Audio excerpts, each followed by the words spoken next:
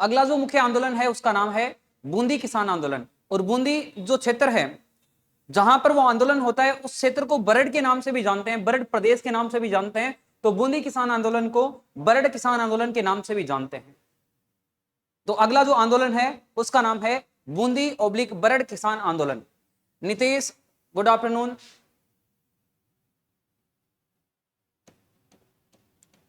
बूंदी, इसी आंदोलन को बोलते हैं बरड किसान आंदोलन। अब देखो आंदोलन के कारण क्या थे। अधिक टैक्स लिए जा रहे थे किसानों से, तो किसान क्या करते हैं, वहां पर आंदोलन की शुरुआत कर देते हैं। बिना मतलब तो कोई भी किसान है आंदोलन नहीं करेगा। तो यहां पर बूंदी के किसानों से अनाप शनाप टैक्स लिए जा रहे थे, तो बूंदी के किसान क्या करते हैं, वहां पर आंदोलन की शुरुआत कर देते हैं। ठीक है, तो यहां पर इस आंदोलन के प्रमुख कारण, आंदोलन के कारण सबसे पहला कारण है यहां पर बूंदी के आसपास के किसानों से 25 प्रकार के टैक्स लिए जा रहे थे।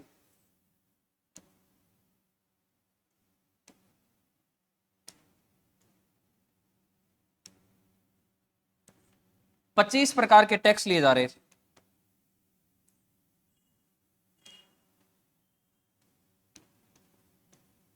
पच्चीस प्रकार के कर। इसके अलावा यहां पर अधिक भू राजस्व लगाया जा रहा था।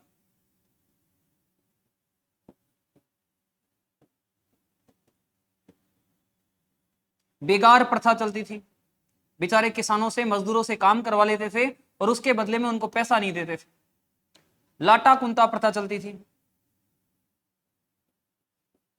इसके अलावा बूंदी के किसानों से युद्ध कर भी लिया जाता था। जब एक राजा युद्ध करता था तो वो जब युद्ध भूमि में जाता तो उससे पहले जितना भी खर्चा वगैरह लगता किसानों से एकता करके लेकर जाता।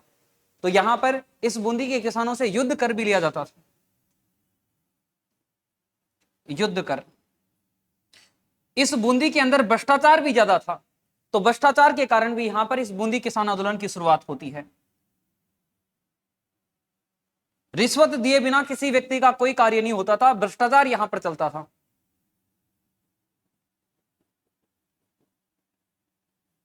भ्रष्टाचार चलता था यहां पर।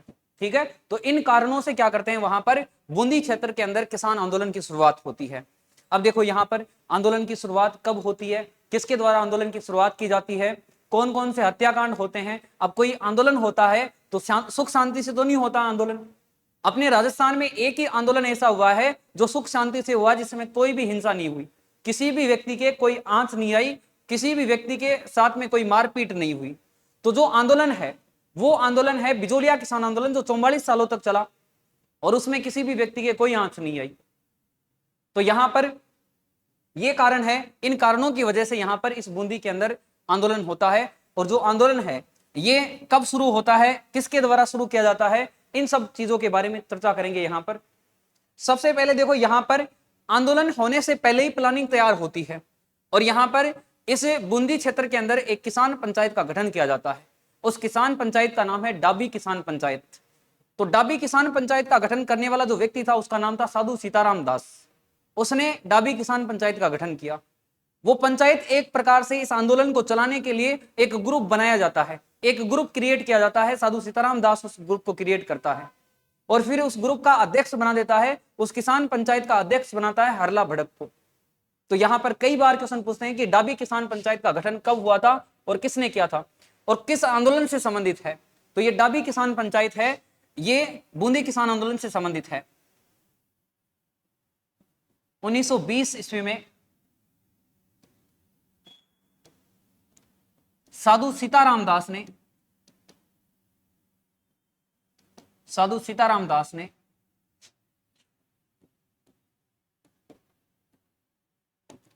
डाबी किसान पंचायत का गठन किया। डाबी किसान पंचायत का यहां पर गठन करता है। ठीक है, और इस डाबी किसान पंचायत का अध्यक्ष बनाते हैं हरला भड़क को। कई बार एग्जाम में क्वेश्चन पूछते हैं कि डाबी किसान पंचायत का जो अध्यक्ष है वो किसको बनाया गया। इसका अध्यक्ष बनाते हैं हरला भड़क।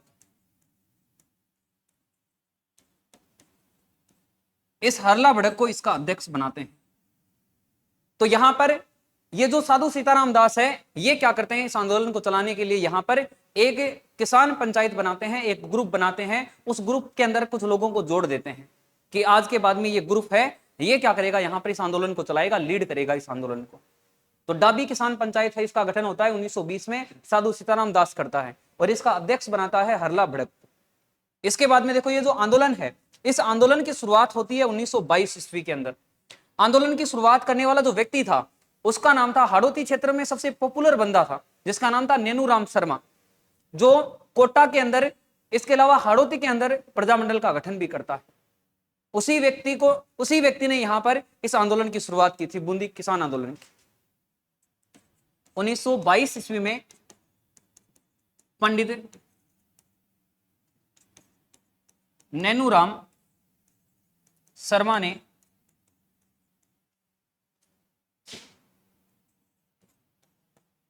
बूंदी किसान आंदोलन की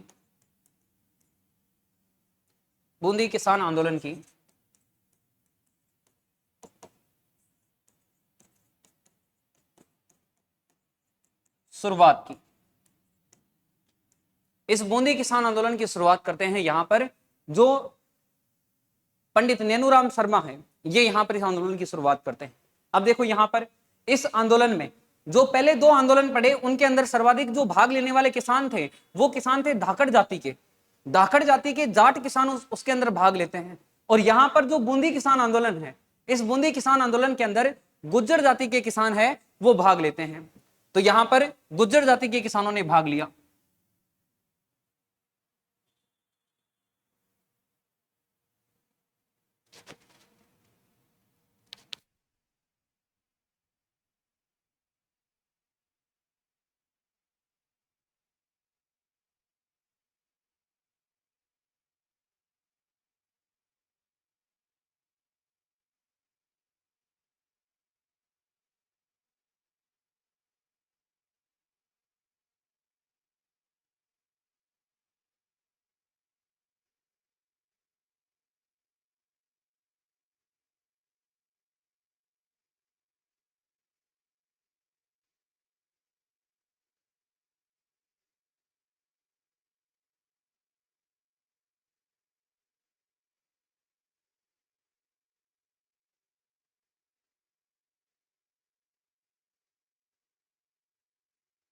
तो यहां पर देखो ये जो आंदोलन है, इस आंदोलन के अंदर गुज्जर जाति के किसान सर्वाधिक भाग लेते हैं। जैसे बिजोलिया के अंदर बेंगू किसान आंदोलन के अंदर धाकड़ जाति के किसान सर्वाधिक भाग लेते हैं, उसी प्रकार से यहां पर इस आंदोलन के अंदर गुज्जर जाति के किसान सर्वाधिक भाग लेते हैं।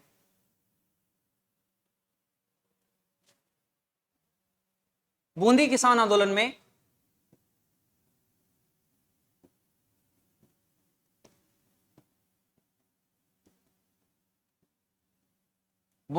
आंदोलन में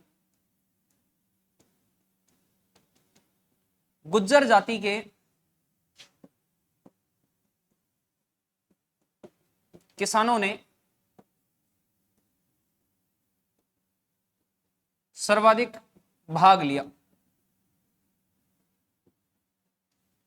इसके अलावा देखो महत्वपूर्ण विशेषता यह है कि इस आंदोलन के अंदर महिलाओं ने भी भाग लिया। राजस्थान का वह किसान आंदोलन जिसमें बढ़ चढ़कर महिलाओं ने भाग लिया था। महिलाएं भी क्या करती है, आंदोलन करती है, प्रोटेस्ट करती है, राजा के खिलाफ, वहां के अंग्रेज अधिकारियों के खिलाफ आंदोलन शुरू कर देती है। तो इस बूंदी किसान आंदोलन के अंदर महिलाओं ने भी भाग लिया था। इस किसान आंदोलन में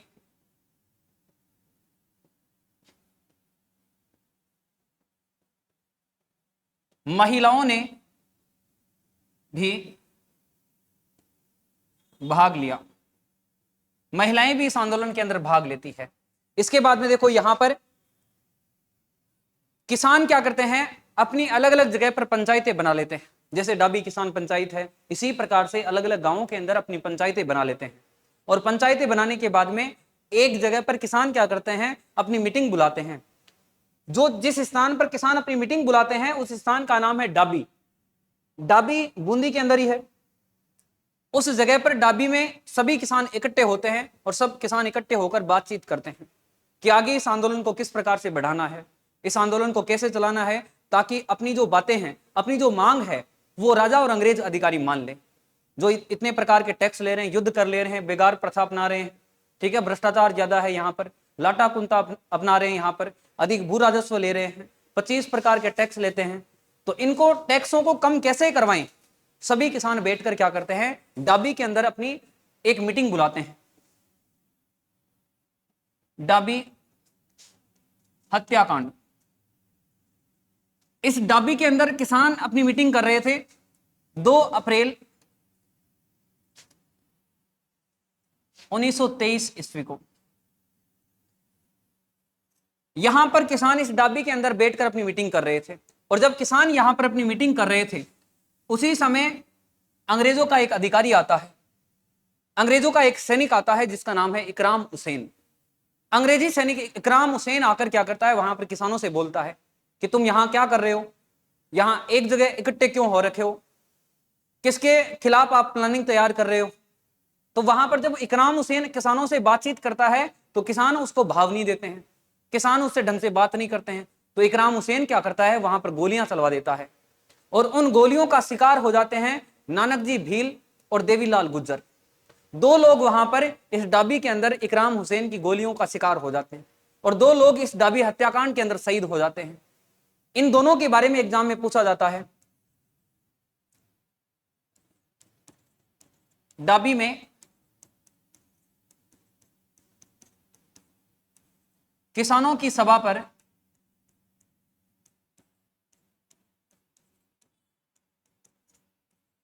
इकराम हुसैन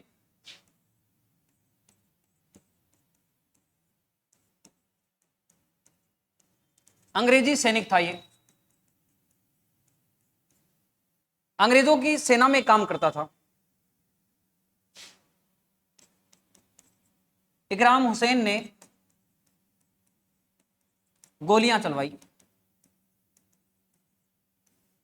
और जब इकराम हुसैन ने गोलियां चलाई तो यहां पर 2 लोग शहीद हो जाते हैं। यहां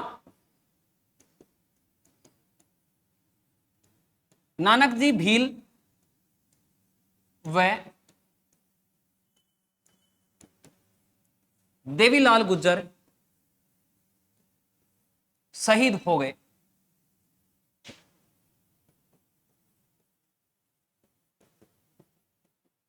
ये 2 लोग यहां पर किसानों की जो सभा चल रही थी, इस सभा के अंदर जब इकराम हुसैन फायरिंग करवाता है, गोलियां चलवाता है, तो उन गोलियों का शिकार हो जाते हैं नानक जी भील और जो देवीलाल गुज्जर है, ये दोनों, और इस डाबी हत्याकांड के अंदर इन दोनों की मृत्यु हो जाती है।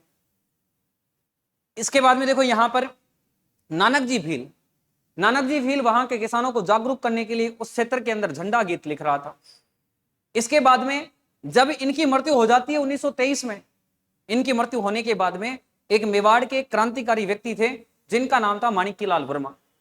माणिक्यलाल वर्मा क्या करते हैं, वहां से मेवाड़ से बूंदी की तरफ आते हैं, और जब मेवाड़ से बूंदी की तरफ आते हैं तो वहां पर बूंदी के सभी किसान क्या करते हैं, माणिक्यलाल वर्मा से हाथ जोड़कर बोलते हैं कि हमारे यहां पर हमारा एक अच्छा चालने वाला व्यक्ति था जिसका नाम था नानक जी भील, आज वो व्यक्ति यहां पर इस दुनिया में नहीं है, हम उस नानक जी भील के जैसा आदमी चाहते हैं यहां पर, ताकि वो हमारी सेवा करे, हमारा साथ दे।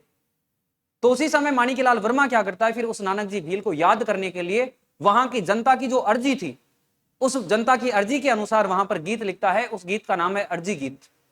माणिक्यलाल वर्मा कहता है कि यहां की जनता अर्ज लगा रही है, नानक जी भील आप वापस आओ परलोक से। इस प्रकार से माणिक्यलाल वर्मा क्या करता है, बूंदी किसान आंदोलन से संबंधित एक गीत लिखता है, उस गीत का नाम है अर्जी। माणिक्यलाल वर्मा बिजोलिया किसान आंदोलन में किसानों को जागरूक करने के लिए गीत लिखता है, पंछीड़ा गीत। माणिक्यलाल वर्मा बूंदी किसान आंदोलन में किसानों को जागरूक करने के लिए गीत लिखता है, अर्जी गीत। तो एग्जाम के अंदर पूछते हैं कई बार कि माणिक्यलाल वर्मा ने बूंदी किसान आंदोलन से संबंधित या बूंदी के किसानों को जागरूक करने के लिए कौन सा गीत लिखा था, कई बार एग्जाम में पूछते हैं। तो यहां पर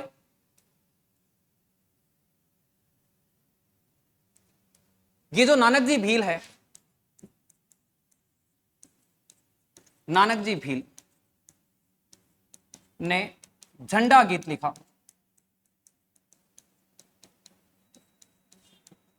नानक जी भील ने झंडा गीत लिखा। इसके बाद में देखो यहां पर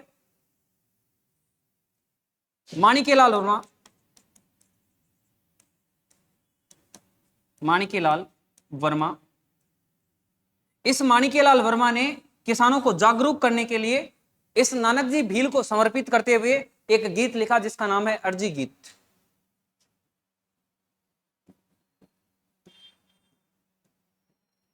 अर्जी गीत लिखा। तो अर्जी गीत लिखने वाला जो व्यक्ति था उसका नाम था माणिक्यलाल वर्मा। इसके बाद में देखो ये जो आंदोलन है, इस आंदोलन के प्रमुख नेता, इस आंदोलन के और कौन कौन से नेता थे, कई बार एग्जाम के अंदर पूछ लेते हैं।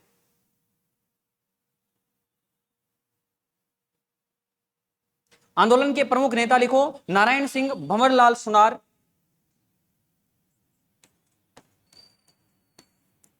प्रमुख नेता।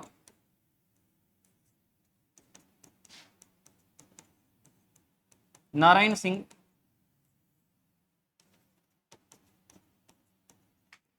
भंवरलाल सुनार, ठीक है। इसके अलावा पंडित नेनूराम, ये इस आंदोलन के प्रमुख नेता थे। फिर देखो यहां पर ये जो किसान है ये अलग अलग जगह पर अपनी पंचायतों का गठन करते हैं। कौन कौन सी जगह पर किसान अपनी पंचायतों का गठन करते हैं उनके बारे में भी लिखो।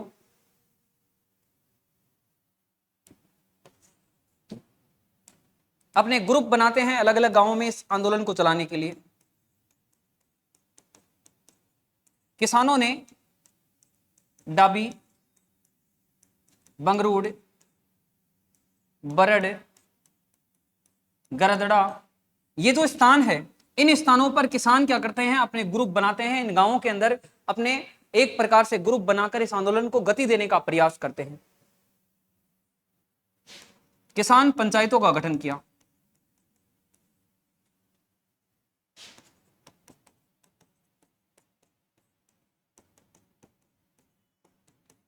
इसके अलावा देखो यहां पर सभी किसान बोलते हैं कि आज के बाद में किसी भी राजा के पास में न्याय करने के लिए, न्याय के लिए किसी भी राजा के पास में जाने की जरूरत नहीं है।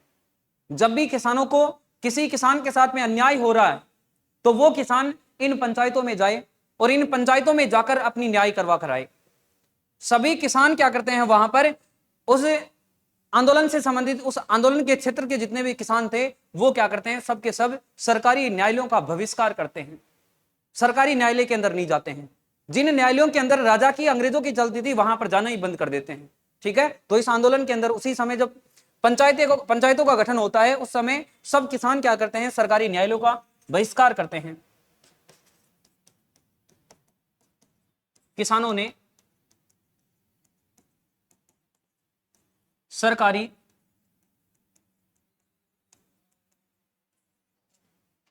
न्यायालयों का बहिष्कार किया। सरकारी न्यायालयों का बहिष्कार करते हैं यहां पर। ठीक है। इसके बाद में देखो आंदोलन चलता रहता है। एक बार आंदोलन बंद हो जाता है। 1927 में बूंदी बरड किसान आंदोलन समाप्त हो जाता है। राजस्थान सेवा संघ, राजस्थान सेवा संघ का गठन होता है वर्धा, महाराष्ट्र के अंदर सबसे पहली बार 1919 के अंदर। 1920 के अंदर राजस्थान सेवा संघ का कार्यालय आता है अजमेर के अंदर। विजय सिंह पथिक राजस्थान सेवा संघ की स्थापना करता है। राजस्थान सेवा संघ एक प्रकार का ग्रुप था और इस ग्रुप के अंदर जितने भी व्यक्ति अंग्रेजों के खिलाफ थे, जितने भी व्यक्ति राजा महाराजाओं के खिलाफ थे, वो सभी के सभी इस ग्रुप के अंदर जुड़े हुए थे। जिन लोगों के अंदर, मन के अंदर भावना ऐसी थी जो अपने देश को आजाद करवाना चाहते थे, वो सभी लोग क्या करते हैं, इस ग्रुप के अंदर शामिल हो जाते हैं और इस ग्रुप को चलाते हैं राजस्थान सेवा संघ को।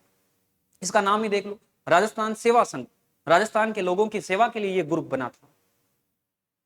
जैसे ही राजस्थान सेवा संघ बंद होता है, उसके बंद होते ही आंदोलन समाप्त हो जाता है, क्योंकि पंडित नेनूराम शर्मा है वो भी राजस्थान सेवा संघ के सदस्य थे।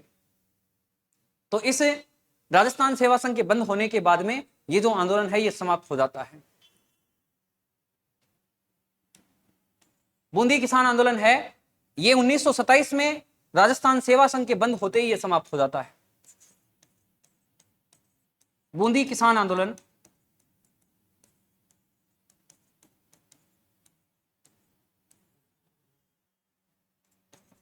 1927 ईस्वी में राजस्थान सेवा संघ के बंद होने पर समाप्त हो जाता है।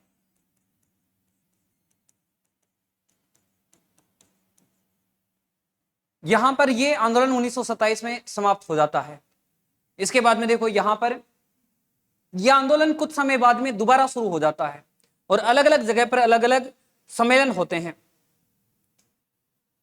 हिंडोली सम्मेलन होता है, लिखो हिंडोली सम्मेलन, इसी आंदोलन से संबंधित है। 27 में समाप्त हो गया, लेकिन पूर्ण रूप से यह समाप्त नहीं हुआ। पूर्ण रूप से यह आंदोलन है, यह समाप्त नहीं होता है।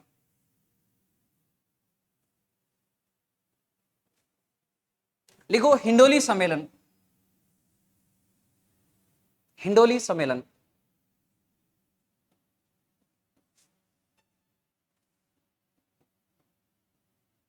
हिंडोली सम्मेलन, हिंडोली सम्मेलन होता है 5 अक्टूबर 1936 ईस्वी को। किसान यहां पर लगभग 500 किसान 90 गांव के 500 गुज्जर जाति के किसानों ने भाग लिया।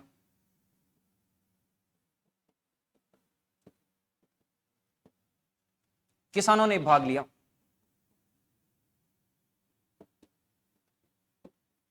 इस हिंडोली सम्मेलन के अंदर 90 गांवों के लगभग 500 गुज्जर जाति के किसानों ने भाग लिया और यहां पर एक मीटिंग रखी।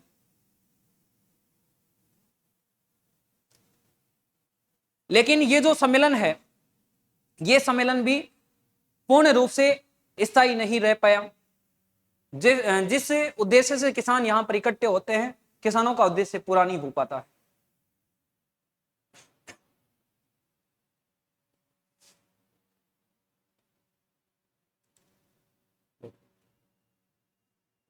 तो ये जो किसान आंदोलन है, ये बूंदी किसान आंदोलन है। इसके बाद में देखो अगले जो किसान आंदोलन है उनके बारे में चर्चा करेंगे। बूंदी किसान आंदोलन है, ये कंप्लीट है आपका। एक हुडेश्वर महादेव मंदिर है, उस हुडेश्वर महादेव मंदिर के अंदर भी इस बूंदी किसान आंदोलन की वहां पर प्लानिंग तैयार की जाती है।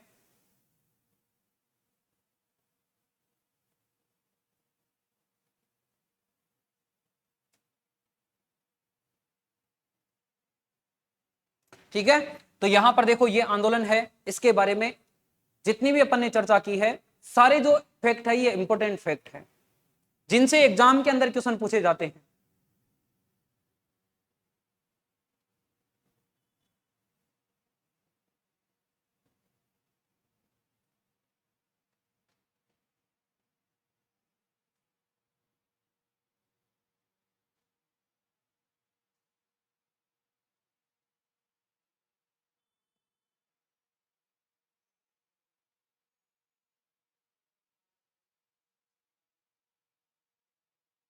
ठीक है, ये आंदोलन है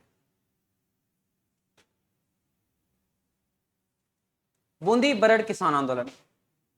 बूंदी के अंदर किसानों से 25 प्रकार के टैक्स लिए जा रहे थे। बेगार प्रथा, अधिक भू राजस्व, लाटा कुंता, युद्ध कर, भ्रष्टाचार, बिना कमीशन के कोई काम नहीं होता था। सभी किसान परेशान होकर क्या करते हैं, आंदोलन की प्लानिंग बनाते हैं। यहां पर साधु सीताराम दास क्या करता है, आंदोलन शुरू करने के लिए पहले क्या करता है, यहां पर एक पंचायत का गठन करता है, एक ग्रुप बनाता है। 1920 में डाबी किसान पंचायत का गठन करता है, अध्यक्ष बना देता है हरला भड़क को। इसके बाद में देखो 1922 में आंदोलन की शुरुआत है वो नेनूराम शर्मा करता है। गुज्जर जाति के किसानों ने सर्वाधिक भाग लिया था इसमें। ठीक है, और यहां पर हुडेश्वर महादेव मंदिर है,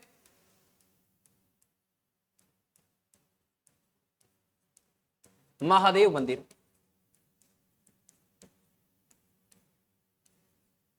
में आंदोलन की योजना बनाएगी।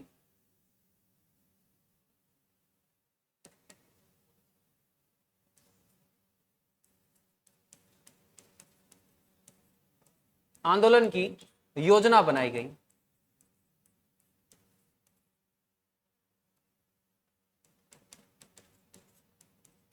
इस आंदोलन की योजना बनाई जाती है हुडेश्वर महादेव मंदिर में।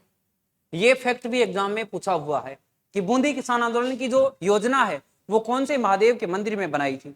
जैसे क्वेश्चन पूछते हैं कई बार कि जो एरिनपुरा छावनी में क्रांति हुई थी उस समय कुशाल सिंह चंपावत और जो अंग्रेज अधिकारी थे, जब युद्ध हुआ था उनके मध्य, तो कुशाल सिंह चंपावत अपनी युद्ध की जो रणनीति है वो कौन से मंदिर से बनाता है, तो वहां पर कामेश्वर महादेव का मंदिर है एरिनपुरा के अंदर, आउवा के अंदर, वहां से वो प्लानिंग तैयार करता है। उसी प्रकार से यहां पर इस आंदोलन की जो शुरुआत है, इस आंदोलन की जो योजना है, ये हुडेश्वर महादेव मंदिर में बनाई जाती है। फिर देखो यहां पर महिलाओं ने भी भाग लिया। डाबी के अंदर एक किसानों की सभा होती है 2 अप्रैल 1923 को, और यहां पर एक व्यक्ति आता है इकराम हुसैन, और वो गोलियां चलवा देता है जिसमें 2 लोग शहीद हो जाते हैं, एक नानक जी भील और एक देवीलाल गुर्जर, दोनों यहां पर शहीद हो जाते हैं। फिर यहां पर नानक जी भील ने वहां पर उसी समय झंडा गीत लिखा था। माणिक्यलाल वर्मा इस जो नानक जी भील है इसको याद करने के लिए यहां पर अर्जी गीत लिखते हैं।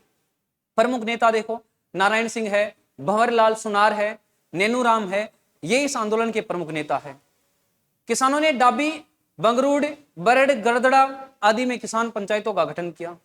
सरकारी न्यायालयों का बहिष्कार किया कि आज के बाद में ये जो पंचायतें बनी है यही न्याय करेगी किसानों की, इन सरकारी न्यायालयों में जाने की जरूरत नहीं है। इसके बाद में देखो यहां पर 1927 के अंदर यह आंदोलन समाप्त हो जाता है, लेकिन कुछ समय बाद यह आंदोलन पुनः शुरू होता है और एक सम्मेलन होता है। इस सम्मेलन का नाम है हुडेश्वर सम्मेलन, ठीक है, हिंडोली सम्मेलन, सॉरी। यहां पर 5 अक्टूबर 1936 ईस्वी को 90 गांवों के 500 गुर्जर जाति के किसान भाग लेते हैं, लेकिन ये जो सम्मेलन है ये सफल नहीं हो पाता है। इसके बाद में अगला जो आंदोलन है, अगला आंदोलन लिखो भरतपुर किसान आंदोलन।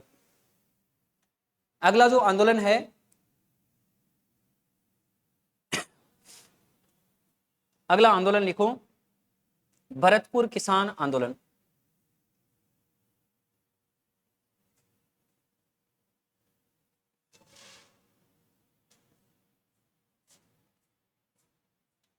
भरतपुर किसान आंदोलन।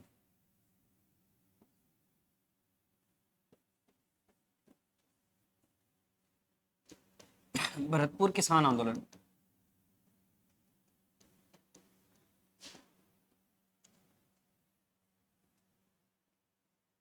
भरतपुर किसान आंदोलन है, इसकी शुरुआत,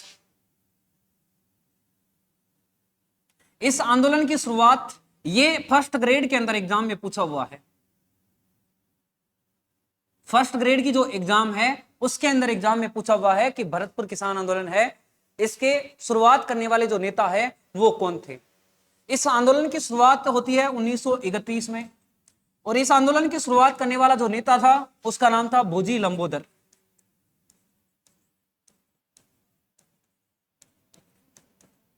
भोजी लंबरदार, भोजी लंबोदर या भोजी लंबरदार के नाम से यहां पर एक व्यक्ति है। ये क्या करता है, यहां पर इस किसान आंदोलन की शुरुआत करता है। इसके बाद में देखो यहां पर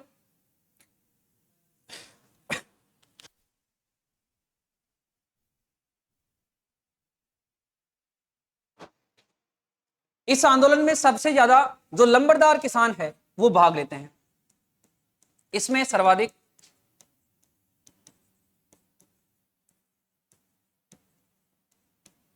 लंबरदार किसानों ने भाग लिया। जो लंबरदार किसान है उन्होंने यहां पर भाग लिया।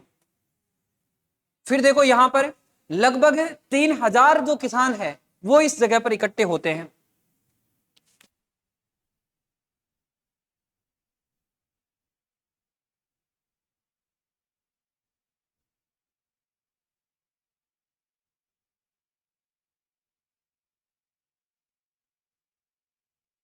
हजार जो किसान है वो इकट्ठे होते हैं और 3000 किसानों को यहां पर गिरफ्तार कर लिया जाता है। इस आंदोलन में 3000 किसानों को गिरफ्तार किया गया। 3,000 किसानों को इस आंदोलन के अंदर गिरफ्तार किया गया। ठीक है, तो ये भरतपुर किसान आंदोलन है। इस आंदोलन का सबसे पहली बार क्वेश्चन पूछा गया है फर्स्ट ग्रेड के अंदर। उसके बाद में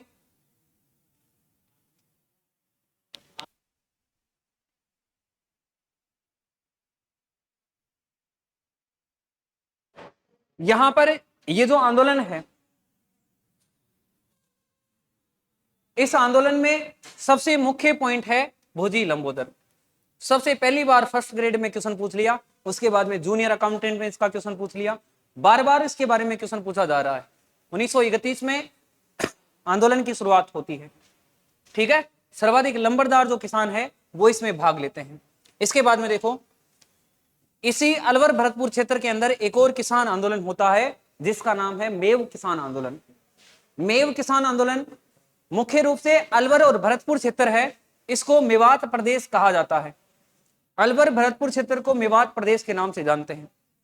और इस क्षेत्र के अंदर यहां के जो राजा थे वो क्या करते हैं, यहां पर जो सुअर यहां पर है, सुअर इस क्षेत्र के अंदर ज्यादा है, तो किसानों के खेतों के अंदर फसलों को नुकसान पहुंचाते हैं सुअर, और किसान क्या करते हैं, उन सुअरों को पकड़कर मार देते हैं। लेकिन राजा क्या करता है, सुअरों के मारने पर पाबंदी लगा देता है कि कोई भी किसान है वो किसी भी सुअर को नहीं मारेगा। तो वहां पर जैसे ही सुअर के मारने पर प्रतिबंध लगाया जाता है तो किसानों की जो फसलें हैं वो सुअर जाकर बर्बाद कर देते। जैसे ही वहां पर सुअर किसानों की फसलों को बर्बाद करते हैं, किसान क्या करते हैं, इकट्ठे होकर आंदोलन की शुरुआत कर देते हैं, और उस आंदोलन का नाम है मेव किसान आंदोलन। मेव किसान आंदोलन।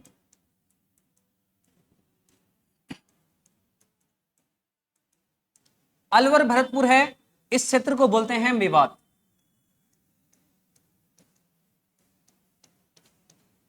इन दोनों को बोलते हैं मेवात प्रदेश। मेवात प्रदेश। तो यहां पर यह आंदोलन शुरू होता है, राजा क्या करता है, सुअरों के मारने पर पाबंदी लगा देता है, कोई भी किसान है वो सुअर को नहीं मारेगा। और जैसे ही प्रतिबंध लगाते हैं तो वहां पर किसान इकट्ठे होकर उनके फसलों को नुकसान पहुंचा रहे थे सुअर, इस वजह से इकट्ठे होकर क्या करते हैं, आंदोलन शुरू कर देते हैं। जिसमें से इस आंदोलन का प्रमुख नेता था जिसका नाम था यासीन खान। यासीन खान के नेतृत्व में यह आंदोलन शुरू होता है। ठीक है, बाकी ये मेव किसान आंदोलन है, इसके अलावा नींबू चना किसान आंदोलन है या नींबू चना हत्याकांड है, इनके बारे में चर्चा करेंगे नेक्स्ट क्लास के अंदर।